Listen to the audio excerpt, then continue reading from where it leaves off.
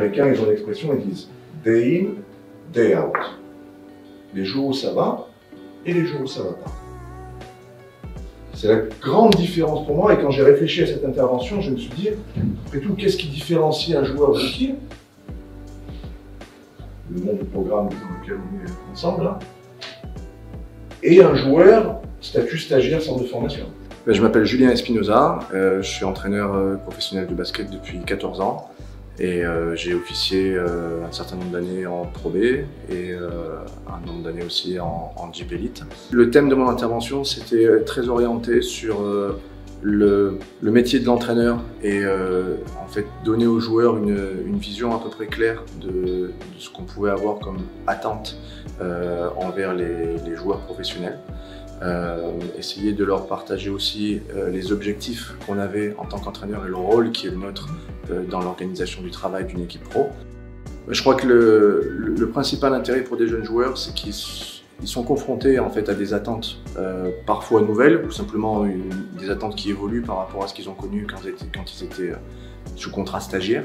Le fait qu'ils soient tous regroupés ici et qu'on évoque ces attentes-là en séance un peu plénière, ça leur permet de comprendre que c'est pas forcément des attentes dirigées envers eux en tant que personnes, mais que ce sont des attentes qui peuvent se retrouver dans tous les clubs et dans toutes les équipes professionnelles. Il y a l'intervention du coach qui m'a spécialement marqué. Il nous a un peu détaillé ce qu'un coach ressent quand il fait jouer un jeune et ce qu'il attend d'un jeune quand il lui fait confiance et que le club lui fait confiance. Non, pour moi la grosse différence c'est ça. Les jours avec, les jours sans, vous délivrez. C'est pas le même rôle que ce qu'ils avaient en espoir, c'est pas une simple évolution, on va dire, de leur rôle espoir, une retranscription de leur rôle espoir chez les pros. C'est pas ça la réalité de l'intégration dans une équipe professionnelle.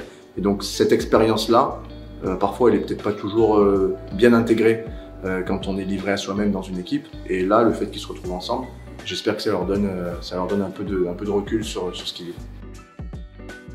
Ça va m'apporter déjà de savoir ce qu'on attend de moi et surtout de me concentrer sur ce que je peux contrôler, sur ce que je dois faire et ce que je ne dois pas faire.